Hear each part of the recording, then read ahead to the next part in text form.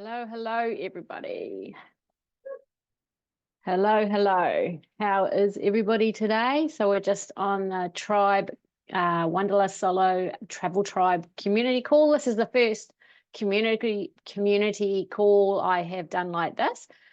So I just wanted a place to everyone to actually connect and put the face to the name and yeah, just share maybe some travel stories or some advice and things that I'd like to see more within the group, because there's so many travel groups out there. It would be good to see if we can bring something different, or if there's something more that you'd like to see in our group, because there's so much advice out there. Sometimes it can be like super overwhelming. So, and then overwhelm can cause confusion and stress, and that's sort of the opposite goal of what I have for wanting to inspire solo travel. So if there's anything that you can as a tribe member bring to the party and suggest, that would be really appreciated. So I hope some people can jump on the call this morning. I tried to make it so I could cover a few different time zones, because I know there's members from the US in here also. For those of you that I know we have a couple from the UK, and that I'd love some more members from the UK to join, because the more members we have from different places around the world, the more different advice we can give each other, and perspectives in that as well, which is really helpful. So the problem with UK and EU, I can't promote the group within those areas under the new laws that came out a couple of years ago regarding meta and promotions in the EU and the UK. So I'd love it if you could share the group, if you can, or invite friends in those areas, because like I said, a better perspective across all different boundaries is great. Travel for us here in New Zealand or Australia can be quite different from travel for those living in the UK or Europe, just like the US, different visa applications and restrictions, and people have more knowledge of different airports, which is always really important, because I think if half of the things when you're traveling is the prospect of going through a new airport can be quite scary. So if we have members that can offer advice on different airports, it's really cool as well. So yeah, if you have any friends in the UK or EU that would you think would benefit from the group or would like to be part of it, please invite them along. It'd be really cool. So in the meantime, I thought I have no specific agenda for this call. I was just going to sort of let it flow with which way the conversation went. But until some more people jump on, because I'm the no mates Joe at the moment, that's okay. It's Easter weekend. I know everybody's busy, and it's a beautiful day here in New Zealand. I know you can't see it. I did something quite cool yesterday. There's the Great New Zealand Trails. They're cycle trails that go through all of New Zealand, and I live by one of them, which is the Hauraki Rail Trail. And I got this random message on Instagram on Friday, from a woman in Australia that does some social media for the New Zealand cycle trails, and she asked if I could do a promotional video they're going to be sharing with the Australian tourism sector. And it was a bit of a tongue-in-cheek sort of a video that she wanted. So I spent yesterday morning filming that for her. So that was quite fun. I might share it in the group because it's a little bit funny. And I don't know if you know what snake lollies are, but we have like gummy lollies here that look like snakes. So it was sort of a bit of a tongue-in-cheek that they were the only snakes you'd find in New Zealand, unlike Australia. So set on the rail trail. So I did that yesterday. So that was quite fun. So you never know where yeah, things will lead you when you join the travel community. You get all sorts of different friends and opportunities and, yeah, experiences. So that was a new one for me, which was quite fun. I'm just going to check the Facebook group, so just in case there are any questions in there. So I just did a quick post, but the way technology is, I never rely on it that much these days. I will just check. That's there. I did try to double check through the group. So I just hope you now know it's all happening now. Actually, I know what I can do. No, I can't. I was going to edit it. I might be able to do it this way.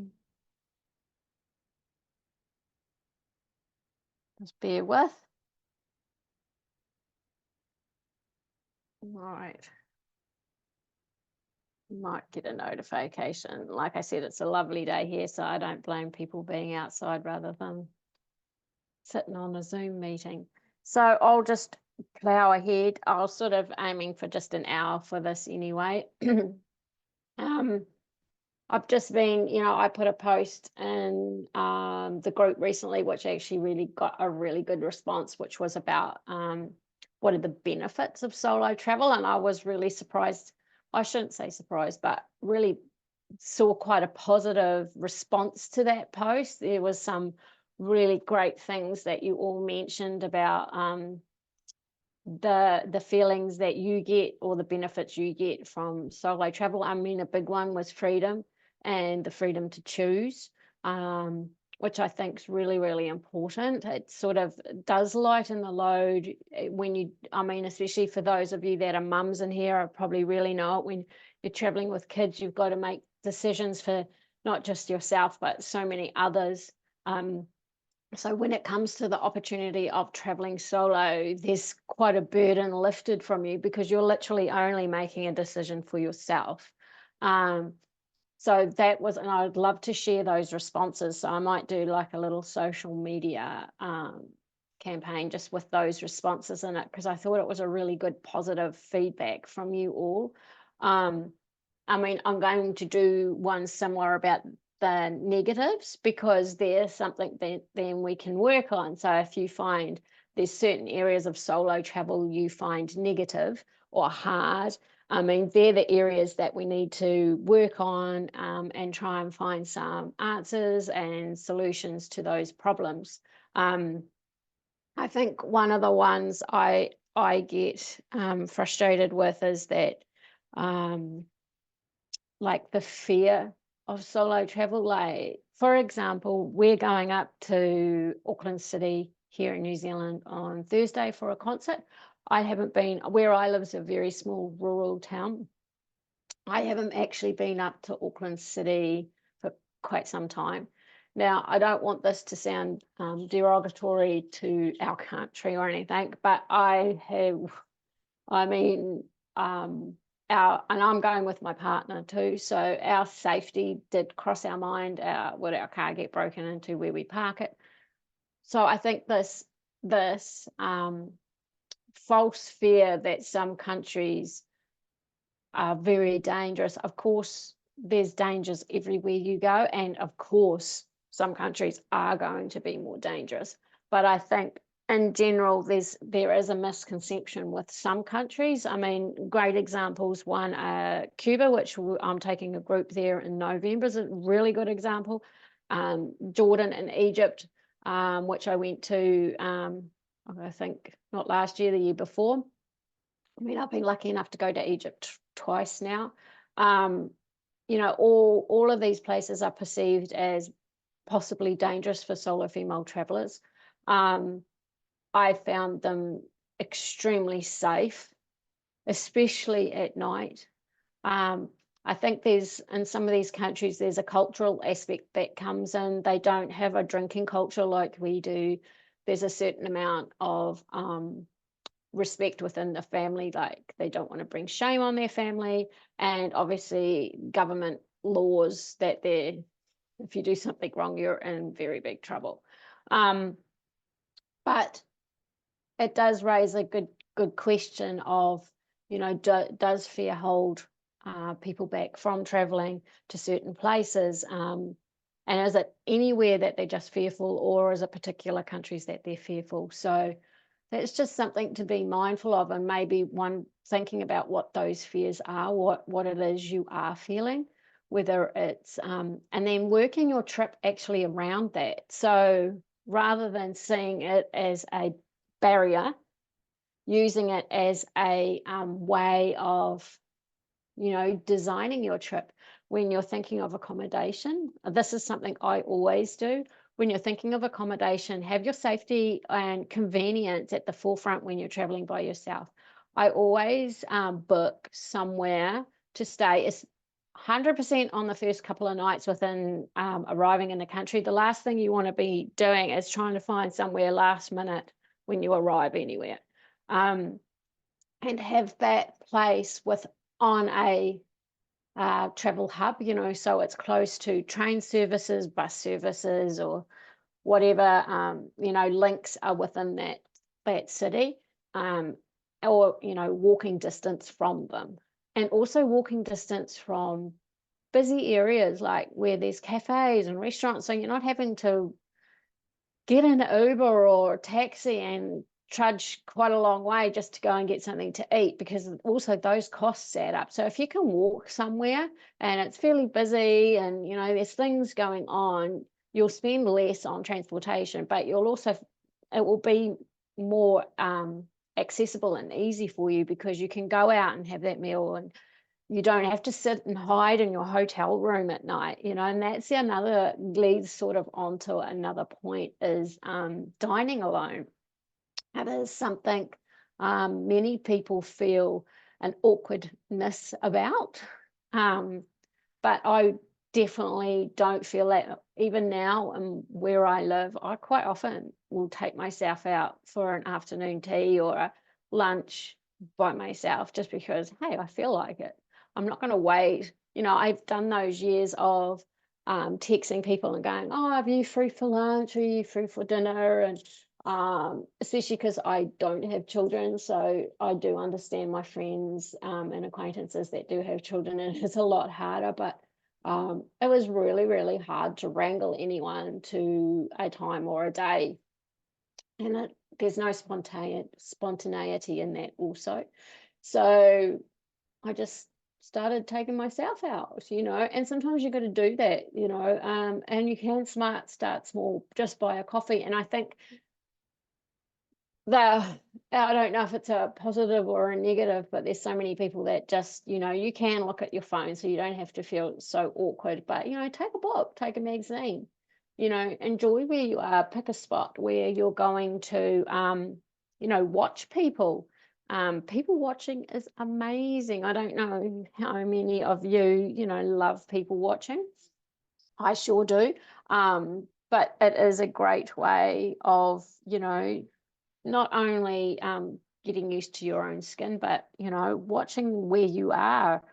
I'm just checking something. Sorry, I'm trying to multitask and stay on my chain of thought.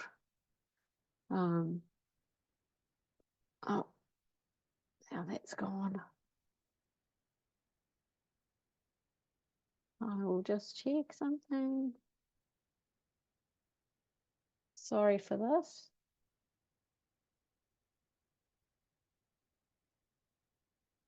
Yeah.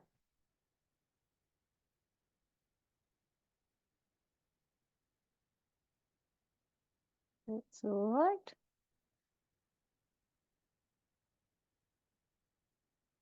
I was just trying to check that the link was working. So yeah, as I was saying, and it's a great way to, if you're in a foreign city and you want to, see how the city works or the people work, people watching is a great way to do that. So that's something I suggest, so, book your accommodation that's close to travel hubs and easy accessibility to cafes and restaurants in busy areas. take yourself out for lunch or coffee and start that way, so you're not missing out. You're not locking yourself in your hotel room every evening just to because you're too scared to go out. Obviously, there's certain situations, and I think we have that gut feeling. The busier the area, sometimes the safer it is. You don't want to be having to get to your Airbnb or accommodation down a little side alleyway, somewhere, and that's anywhere. It doesn't matter whether you're in a foreign country or here. I did a great podcast. Actually, I should share it within the group, and it was called Hoster, and it was actually a lady that helps people set up Airbnbs. But what she wanted to know was the perspective of what we as solo female travelers would like to see when we're from our hosts, so the Airbnb hosts. And I said, safety is one of the top priorities, I think, for any female traveler. So just some ideas of having outdoor lighting so it's easy to see, contact numbers that, if there's a case of emergency, they can get hold of someone. If there can be some transport options, or if the host is willing to pick up and drop off, say if you want to go out to dinner, and just a welcome basket, with information of the area you're in. So there were lots of little things that sort of, safety locks on the doors, just to help out. And, even for the host, if possible, to come and meet you and just explain the area and things like that. But, definitely lighting and the location are really, really important, I think, when you're staying somewhere.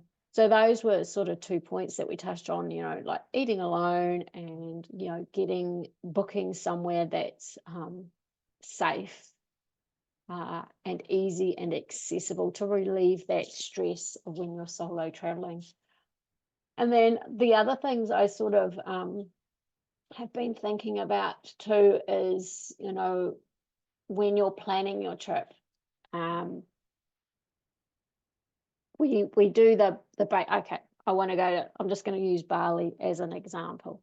And it can be so daunting once the logistics sometimes, and I have had this with friends that have come to New Zealand and asked advice.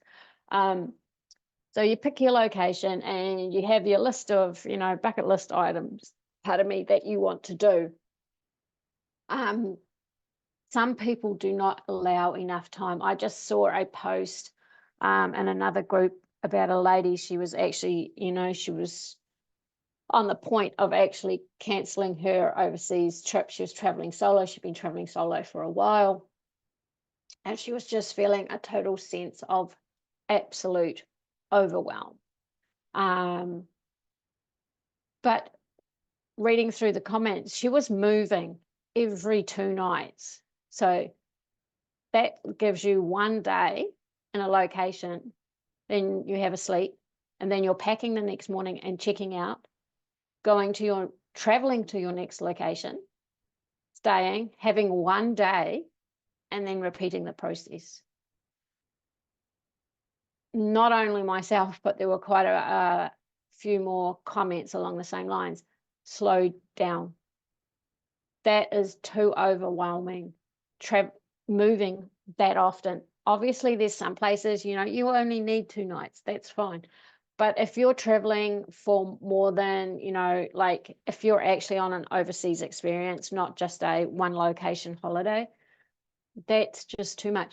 But you're also missing out. You're missing out on really getting a feel for that country. You can't experience a place in 1 day. Not the true. You can go and see that one landmark maybe, but then you're usually so exhausted because you've been queuing in the hot sun all day just to see this one, to get that one photo. You're not taking anything in. You're not people watching. You're not talking to the locals. You're not engaging. And I think, if you're traveling all these miles to these other countries, the most important thing you can do is at least, take some time, talk to the locals, go and do some different activities that aren't so touristy, like craft things are a great, if that place is renowned for some sort of craft, find a craft school that you can partake in an activity. Do a day of volunteering. There's lots of volunteering opportunities. Go and look at their own local events, how we have our community boards, and see what's on. Go to one of their local events. I know when I was in Italy, the couple of little villages where I was close to, it was their biannual, it was more than biannual, festivals, and find festivals that are on. Go along to local festivals and events and markets and really get involved with the community, but that's not going to happen in one day. So everybody said to her, slow down. So she rebooked her next location and booked it for 4 nights instead of 2. So I really hope she's now having a good time. But I think that's a really important point is, we're so excited to go to these destinations and we jam pack and organize every single last moment before we go. And once we get there, things can change. I'm a great advocate for being organized and pre-booking some things, but not everything. Leave yourself some free days. The free days are for 2 things, one for rest and one for spontaneity. I can remember when I did my first big OE when I turned 40. And my trip actually started in Paris. I pre-booked the Eiffel Tower because I knew there was a queue, so I actually pre-booked, got my tickets here in New Zealand. I never ended up going up the Eiffel Tower. I ended up meeting up with the hostel I was staying with, a bunch of cool people. That day we had an amazing day exploring together. That evening we grabbed a whole lot of, so by the time we got back in the afternoon, I did go to queue to go, but by the time I got there, I was 15 minutes late. It didn't bother me. I was standing underneath the Eiffel Tower. I didn't need to go up it. What we did instead, we bought a whole lot of cheap wine.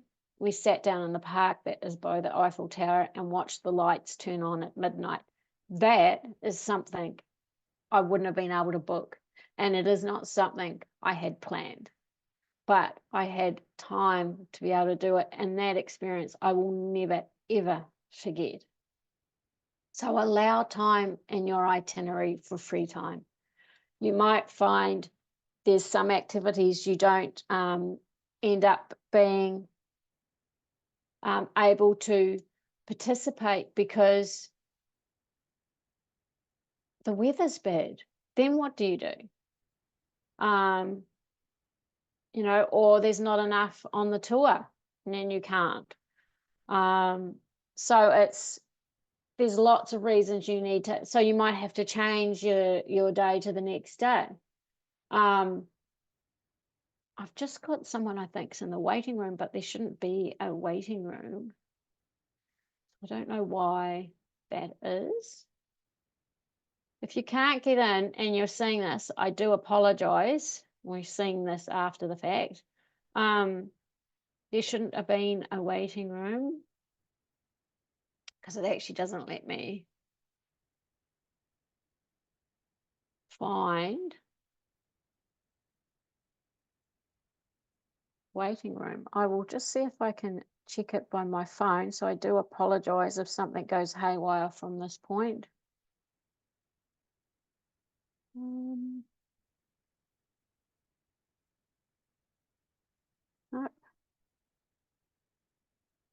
that is not.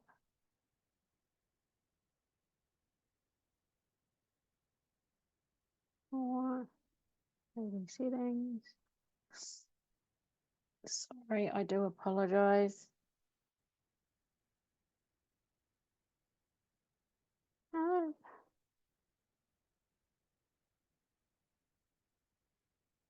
If anyone's in the waiting room, I apologize because you shouldn't be in a waiting room. So I am sorry about that.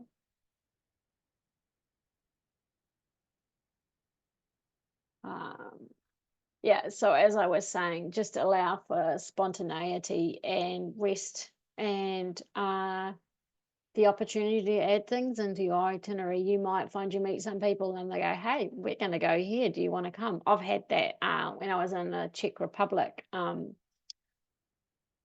going to say the place wrong. Hortsganora.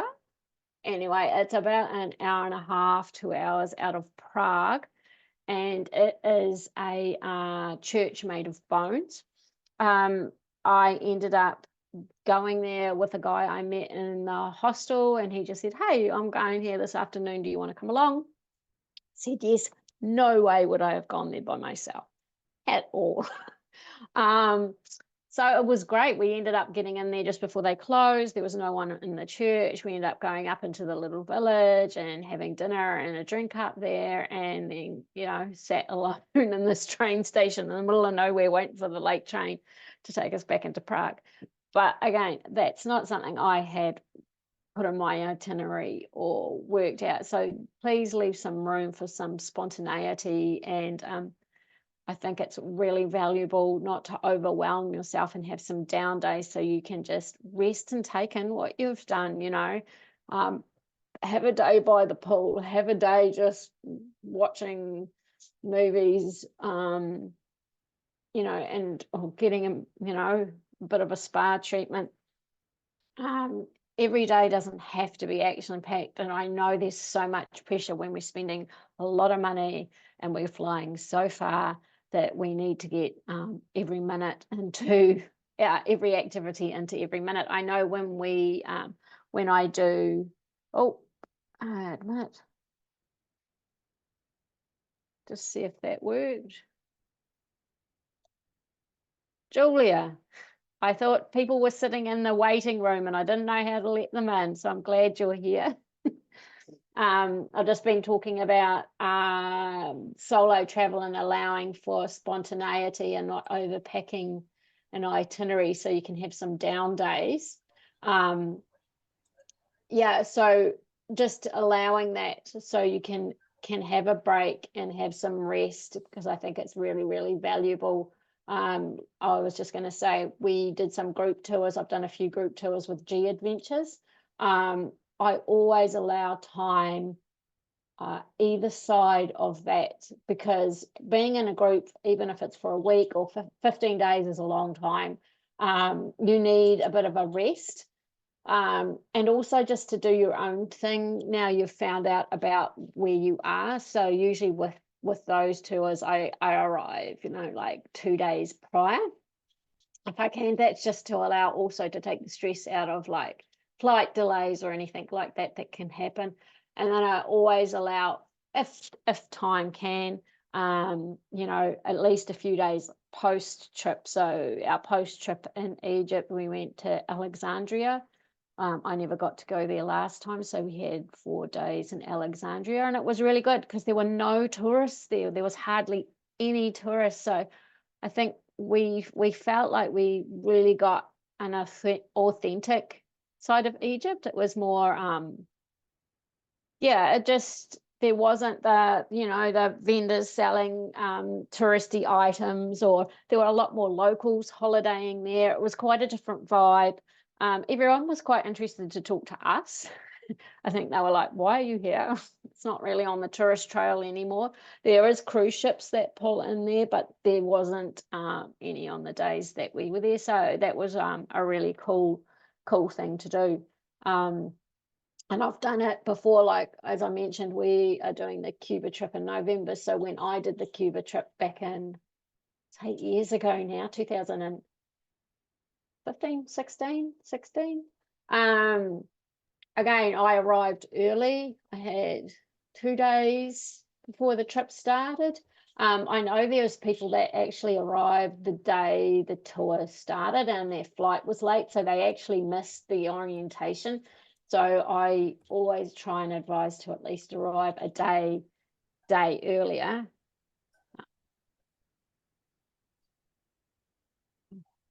Can't get sound. Can you turn your mute off, Julia? If it's on mute. Yeah, I haven't got you muted on my end, so it just might be on your end. Just the little microphone button might have a little line through it. Or it could be what you did. I put my iPhones in, and on Zoom, I had the wrong speaker on. So I did the whole thing, and I thought, oh, I could hear, but it wasn't that clear. It was just coming out of my laptop. It wasn't going through my earphones at all. So, but yeah, hopefully you can, if you don't catch this, Julia, I do apologize, but I'll pop it as a replay up in the group anyway for you and for anyone else that's interested.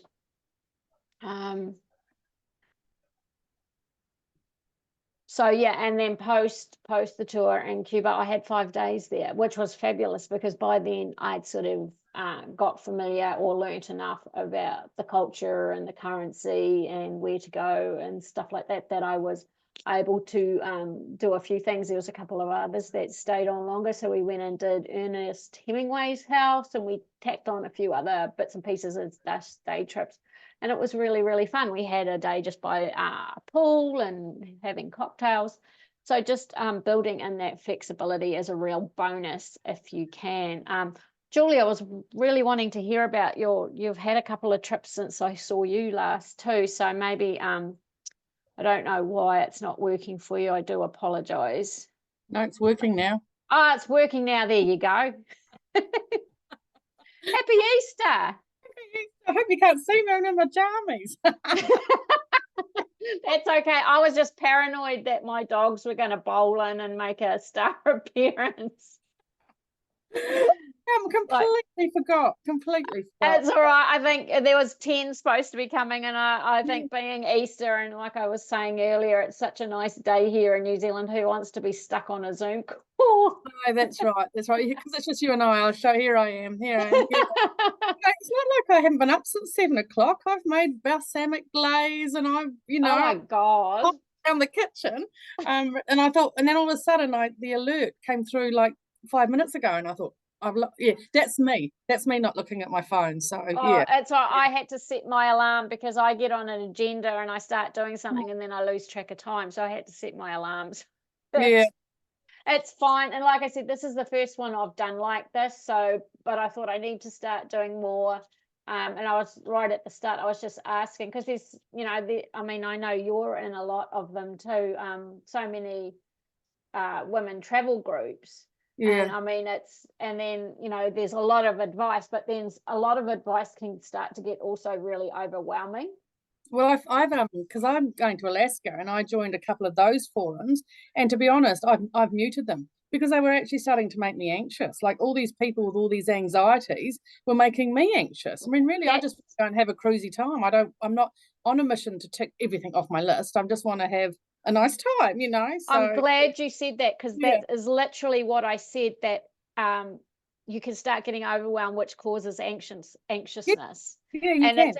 And it's a bit like the trip to Cuba that I'm doing, because I went by myself last time, and I didn't, and I've had a really good realization because I'm having to answer so many questions about it. I think that overwhelm of, especially if it's when people have a lot of worries and it's a lot of negative stuff, it starts to override the good things. Exactly. And you start focusing on the wrong things. Yeah. And like people are getting paranoid that they can't book into the certain tour or something. And I'm going, well, I can whale watch in Kaikoura. Do you know what I mean? I do not have to whale watch in Alaska, I'm going to see a bear, so I don't have to have the tour that's an hour longer than the one that's already booked for me via the cruise. You know what I mean? Like they got me into this anxious space. So I pulled right back, and I'm just not going to think of anything about it for a while and just let it creep up on me a bit, I think. Yeah. When do you go? Beginning of August, for most of August, actually. So yeah. So but it is, and I'm really, really glad you brought that up, because that's pretty much how I started this call, is talking exactly about that. And it's like we can start getting advice is great, and we all need it, and we all do need to do research, but I think there's a certain point where it can start to be, other people's anxieties can start to flow Yes, on that's what I was going to and say. make you think about things you hadn't thought about worrying about.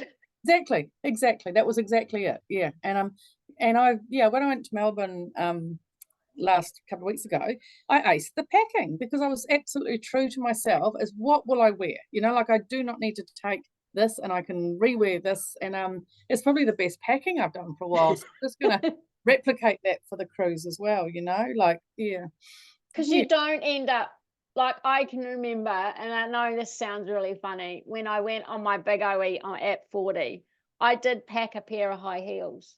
Yeah. Because I thought, there's going to be times we're going to go like out, Yeah.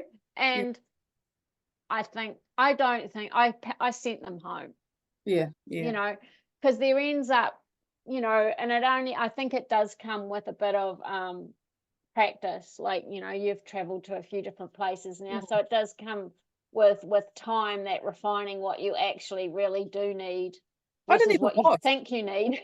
In 8 days, I didn't even need to wash because I just rotated things. Took 8 pairs of undies. So it was fine. I'm glad that. Yeah. But other than that, everything else, I had multiple this and I mixed and matched, and it was And good. I think, mixing and matching and layering. Obviously, like you going to Alaska, I mean, that's going to be cold. No, So not necessarily. It's the end of summer. So there's going to be what temperature is that? around the 19, 20 Oh, well, probably. that's not too bad then. No, but at night, definitely Yeah. tough jacket, wool, merino, but Yeah. I don't know. I've seen a really nice puffer jacket at Mountain Warehouse for $100. I thought I'm just going to upgrade my one that I took to Mount Everest in 2009. That's just so puffy. I'm going to upgrade that to more of a technical one.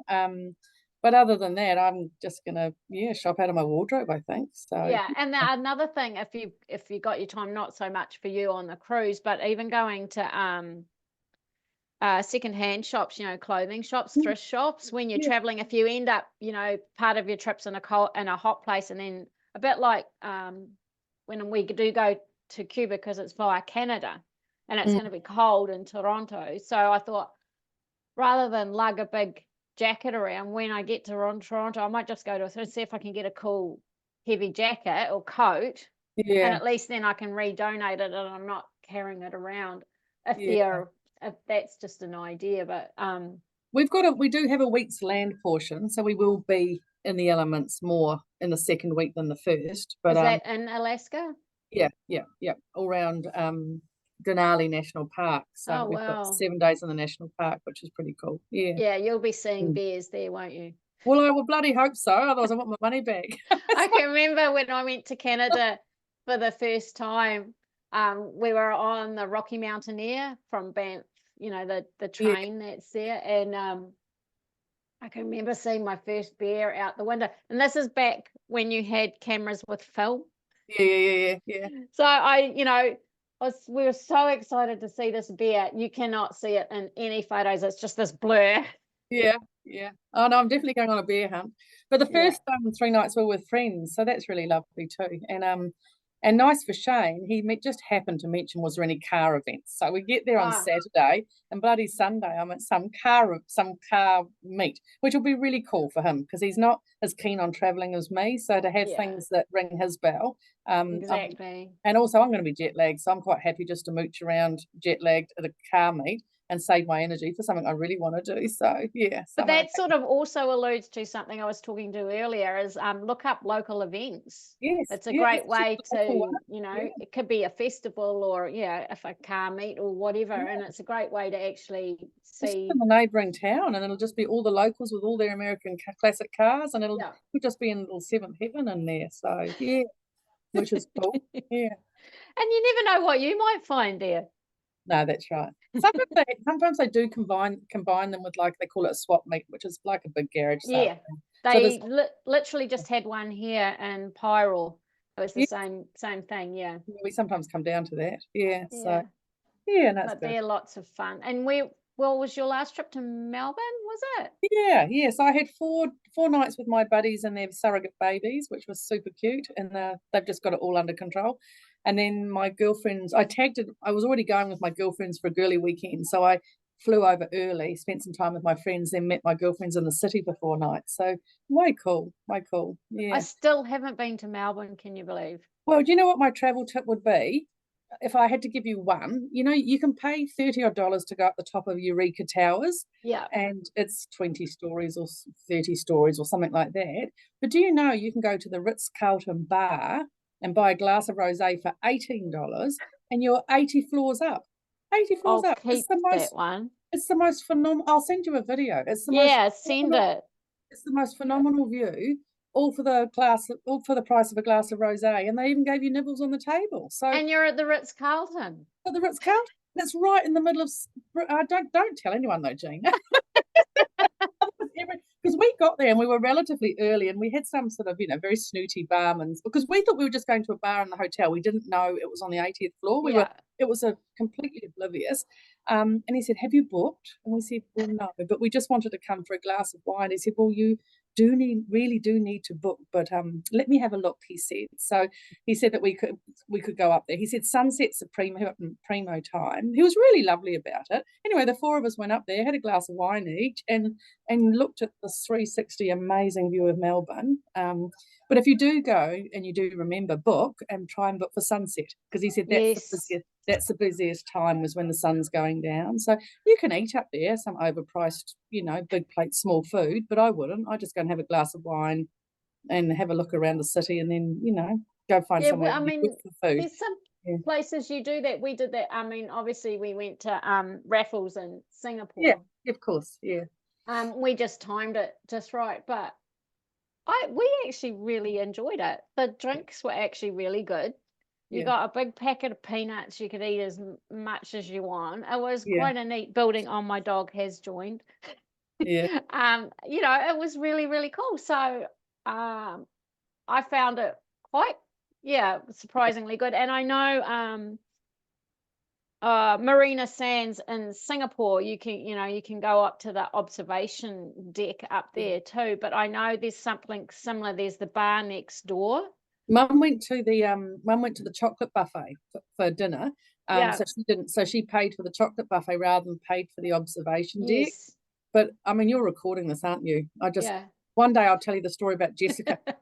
She couldn't get to the posh bar at the top, so she pretended she was David Beckham's niece and went through this whole big pretending to ring him on the phone because they couldn't find the reservation that he'd made, and the bouncer let him in. She went straight up to the posh bar at the top as David Beckham's niece, because she could show her ID, so she had the right name. So of course, Penny just dropped. Yeah. So he looked at her driver's license, watched her call Uncle David and give her love to Auntie Vicky, and next minute he let her out, and there was a queue of 100 people to get in. Oh my God, that's a funny story. It's hilarious. It's absolutely hilarious. So only she'd had a few drinks, she said, otherwise she wouldn't have had the guts. But she said that even that there was free hairbrushes in the toilet. She said you normally pay $1,000 or $5,000 a booth to guarantee to go up there, and they just partied away. And then the next day at the conference, apparently it went viral that she got into But we were actually really again, the observation deck, we pre-booked it through Marina Sands, and it was a lot cheaper. And then pretty much when you arrived, you got in front of all the queue. It was like, they're letting you in first, and it was great. So we didn't queue because it's an allotted time. We went up there too, actually. After a cruise, we went up the top for the observation. I wanted to stay one night there, but with the cheap people we were going with just wouldn't. It's a pretty impressive building. It's about $700 or $800 a night, but I thought if we stayed one night there, we'd get access to the top. We could just, and then in hindsight, I should have. See, this is a good tip too. I should have done what suited us. So we had 3 nights there. I should have said, look, you go to the Holiday Inn. That's absolutely lovely.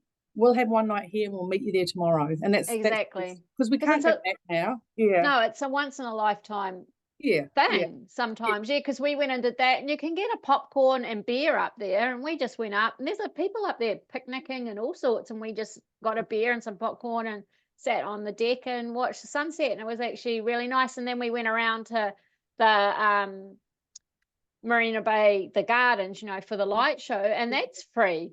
you Yeah, know, yeah, and just watched that, and it was yeah. incredible, you Nice. know, so it was really, really cool. And then after that, we walked back around to Marina Bay Sands, and then they had the light show Nice. out on the marina there, which was free, you know, Yeah, so but you're yeah. so right. There's some things you only get the opportunity to do once, The good thing about and Singapore is though you can transfer it. Well, I will get the chance to go again, and we will do it differently next time. because But it's a it, transit it is, country, yeah, yeah. yeah. So, but yeah, But no, but then, you know, there's the situation where, you know, it might have been another country where you wouldn't have had that. So yeah, you do have to sometimes say, yeah, and this is that what I I want to suppose do. that's the benefit of sometimes traveling by yourself. You don't have to think of others.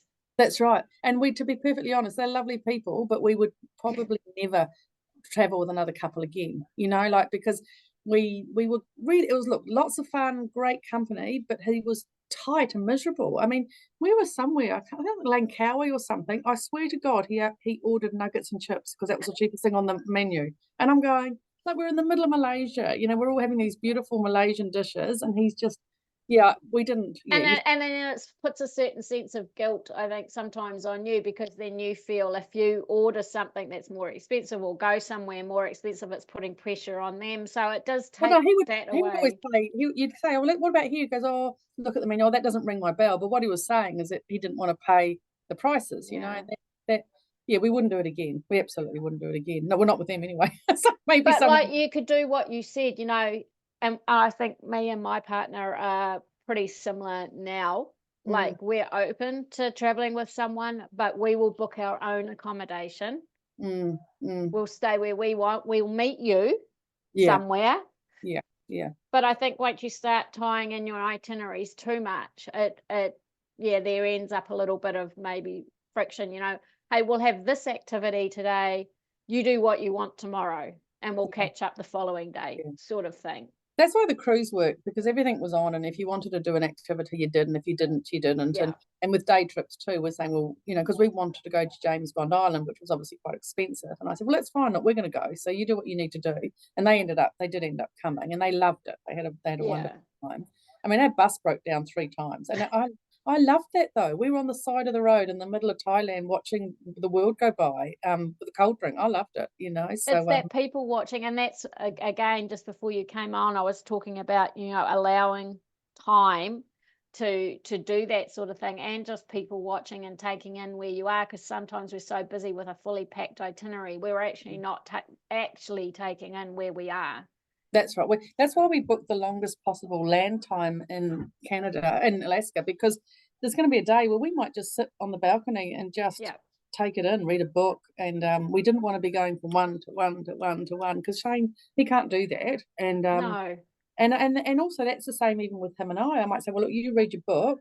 I've met this couple. I might be going on this thing. Exactly. Yeah. Chances are FOMO will mean he'll come with me, but I mean, at least he has the opportunity to do So I was nothing just he wants. Yeah, Because I was yeah, just saying earlier, there was a post in another group about a lady. She was just on breaking point of leaving her solo trip because she was exhausted and it wasn't what she thought. But when we read the comments, well, there wasn't just me; it was someone else. She said she was moving every two days, yeah. so she'd stay somewhere 2 nights, move, two Mm. nights, move, and that's exhausting. It would be. It would be. Absolutely Yeah, exhausting. So we all suggested, you know, book for 4 nights, yeah, just yeah, stop, because you're literally only having one day. So you're traveling, you've got the night, you have yeah, one day, you have that night, and then you're packing and then you're leaving. yeah. It's That's too exhausting. much when Yeah. you, especially over an extended length of time, you'll just end up exhausted and you don't take anything in. It's just a blur.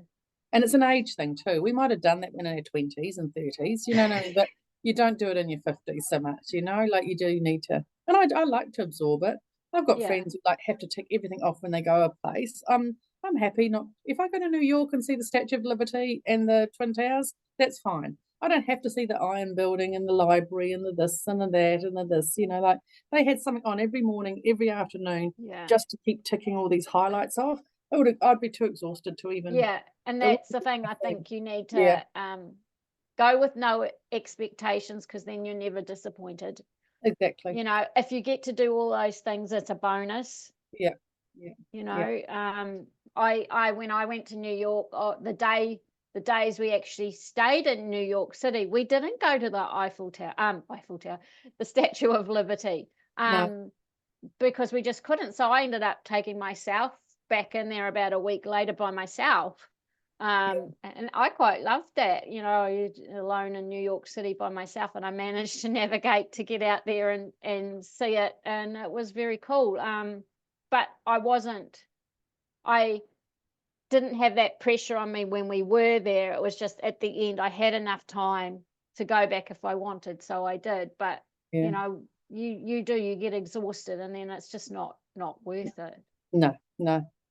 So there's a slight chance that Jessica will have a month there working, so that'll be my time to go over there. So yeah, she can do like. It is an amazing city, and funny thing I found about New York, it was very, very familiar. I think because I've watched, Friends and so many TV shows and movies that have New York City. When I was walking there, I found it really easy to navigate because I'd like, oh, I know this place. It seems familiar, which was a really weird, and it's gridded. So in that sense, well, downtown New York, it's very easy to get around, and then like uptown and downtown. So it's one way or the other. Yes. But it was an amazing city, and I was really actually surprised too with the food. There was so much food variety there, which I was really surprised, and it was really good. It's really cosmopolitan, isn't it, New York? 100%, and way more friendly. It was, well, they were friendly to me. Yeah.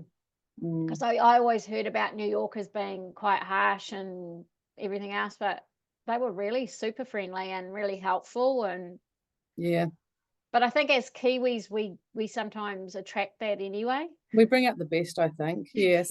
I can't think where they went. Oh, no, it was Jennifer. She's in Mexico. And as soon as they know she's from New Zealand, they just think Lord of the Rings. It's really funny. As soon as you're in New Zealand, oh, Lord of the Rings. She goes, yes. I don't think she's even watched it. She's like me. So, yeah. She just flies from Cancun to Houston today, actually. Oh, wow. Has the last 3. She comes home on Friday. So. Oh, nice. Yeah. Oh, that's good. Well, I'm going to have to wind this call up. Yeah. But yeah, I wish you were on it earlier, because you pretty much just encompassed in a nutshell what I've been talking about. I wonder So if great minds think alike. Yeah, I wonder if Easter Monday was people are like Michelle will be at the beach and like people I was trying to align with the Eastern, in America too. 10 a.m. is quite a good time for them. But like I said, this was just the first one. And I'll just try and do them maybe once a month. And like I said, I want to get ideas for the group so they're not like just I want to try and get some pointed difference from every other travel group. Like you said, you ask a question and then you're just totally overwhelmed with it. So maybe just getting, because we're a small group, so it's a little bit more niche. So it's some of those big groups, you get the keyboard warriors on there, and then the conversations go off on totally different tangents. I snooze. I do snooze. I must admit, I join these groups with great intentions, and I often end up snoozing them because they just become too much. I joined recently, and my God, it's just too active for me. I can't. Which is an irony, because as a group, that's what you want to be. You want to be super active, but then at a certain point, because I've done that too. Some of the real big are like Girls Who Travel, and a couple of the real huge ones. I've got them on, I'm in them and I go in, but they're on mute, because it's just too much notifications, and I just lose track. Yeah, I do too. I tell you what would be this is just an idea, but you could do a where are you going next group, so that people like we've chatted about me in Alaska, and like then you're guides. Because so there is a guides thing, and the thing you can have like guides, and it's like guides to different topics and stuff, because the other thing is, within the groups, different groups have access to different tools. And I know we do have guides, so it could be that you can create like subgroups or sub chats, and put different destinations and then advice. And that's what I'm saying. I can't promote the group to anyone in the UK or EU. It's against Meta's Jessica would know about this. It's to do with advertising and everything, and the rules that came out for EU and the UK.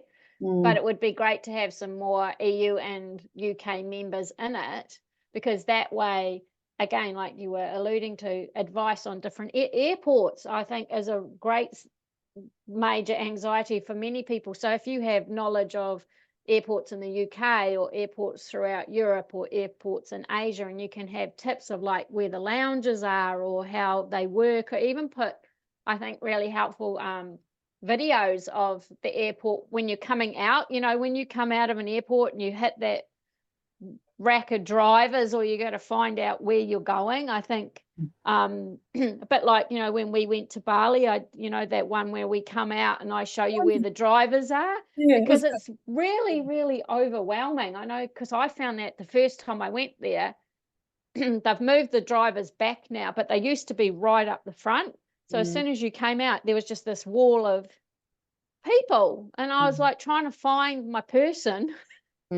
And it's so overwhelming. So the more advice on little things like that, you know, from different areas. That was Jennifer's biggest worry, actually, is when she had to change at Houston to get to Cancun, and she's not a traveller either. Like she's been as far as Fiji, and that's it. Whereas Jessica's done lots of travelling, and she was petrified of not knowing where to go, and did her baggage go through, and you know, like all those things. So you help them as much as you can, but I've never been to Houston Airport, so I can't say. As it turns out, it was a tram ride away to her plane. Like it was but it's knowledge of that, it's one of the biggest airports.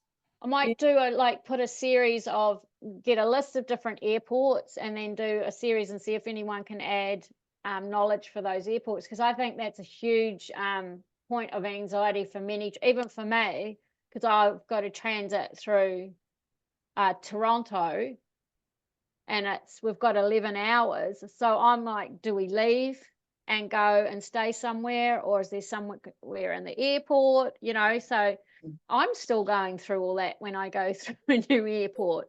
Yeah. I'll tell you what though, my new trick for Auckland Airport though is if you go through customs and you buy yourself a cup and you need lunch, like a coffee and a toasted sandwich, you're up for $30. Well, for 66, you can go to the Strata Lounge and charge your phones, get a nice meal, lots of glasses of wine. Same with Sydney.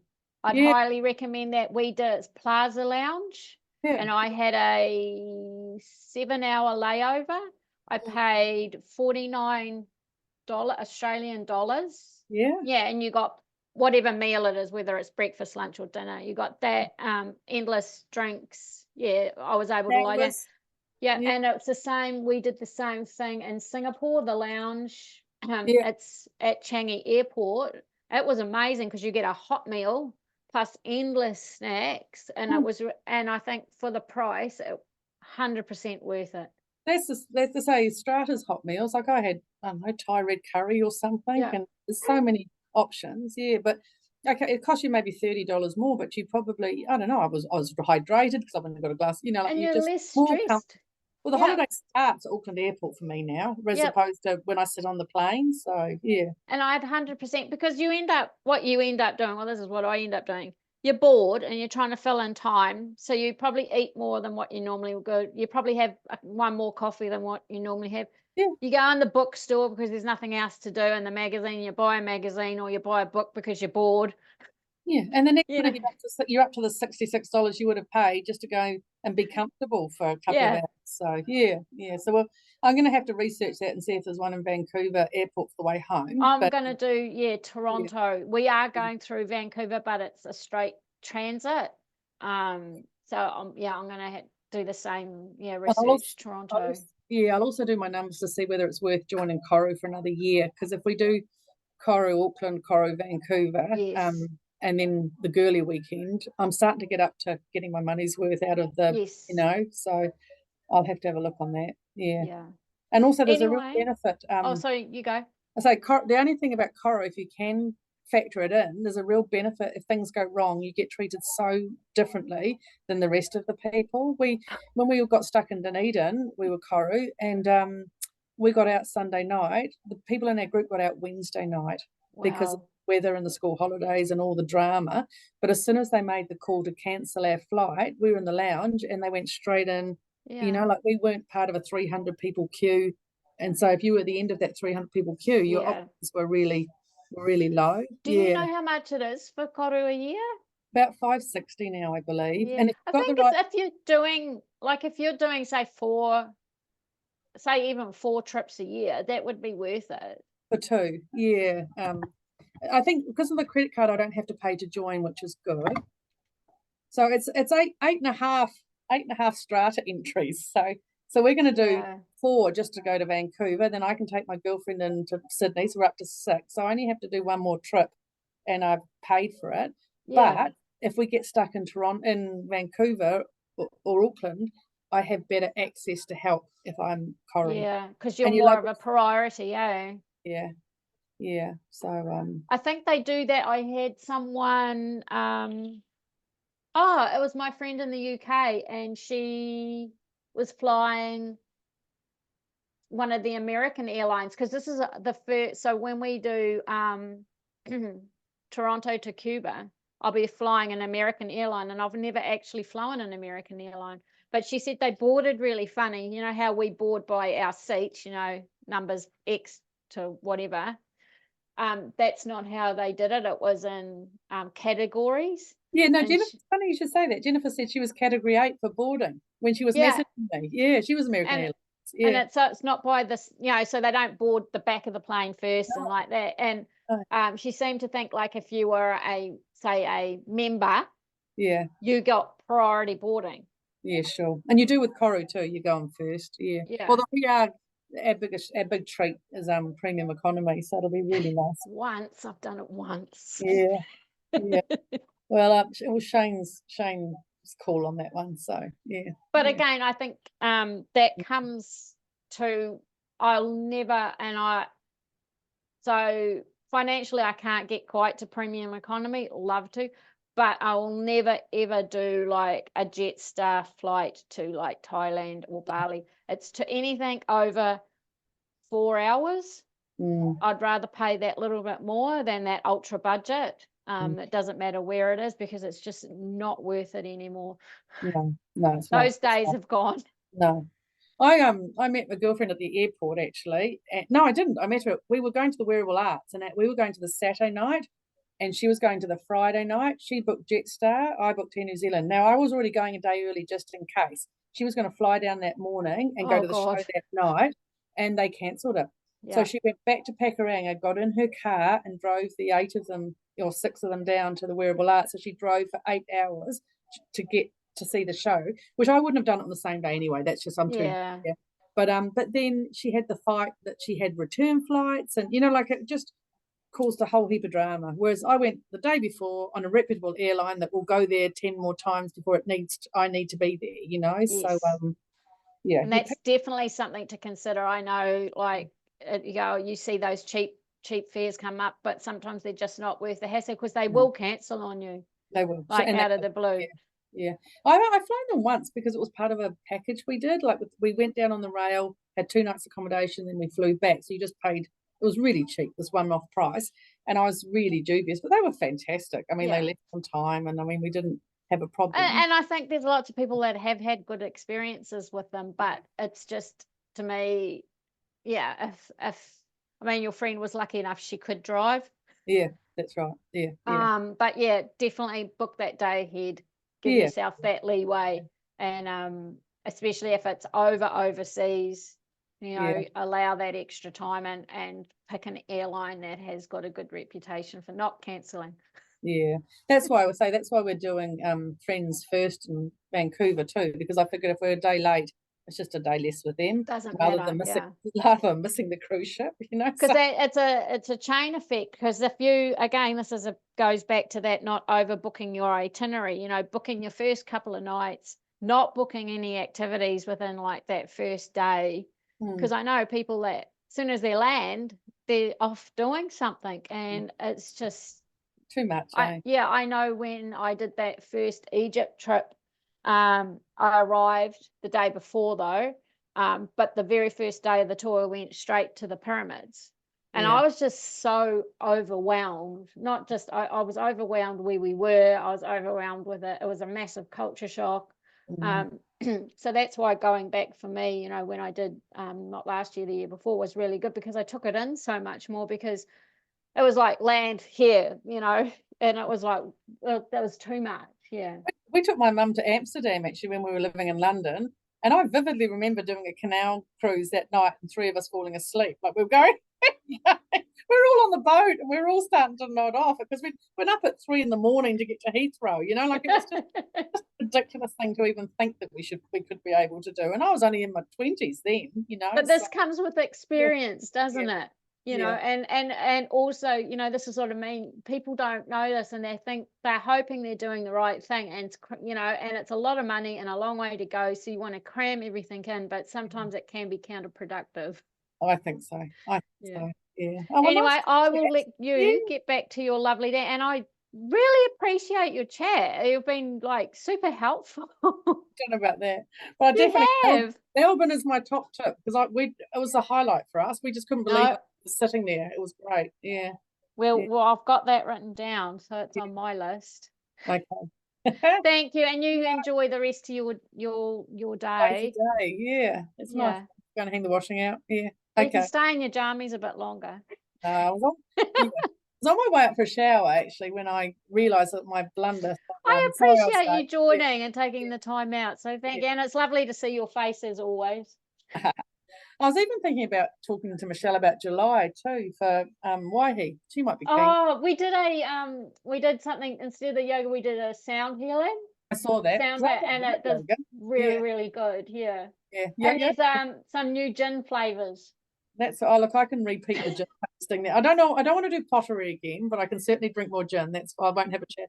And if we go to the Falls Retreat, I'll be in heaven. That place is so beautiful. So they're doing some really cool stuff at the moment. So they're doing a locals night on a Sunday. Nice. If you're past, so that's something, you know, that's quite cool to do as well. Yeah. But even I'm looking in because I've got to talk to Emma because I've got their workshops. And even like tying in a workshop, it won't be for the July one, but for another one. Because we talked about that, didn't we? Yeah, we did. Yeah, I'd be really for that. That's a nice way to spend a weekend. So yeah. No, well, stay in touch, and thanks again. I really appreciate it. Okay, see ya. See you. Bye. Bye.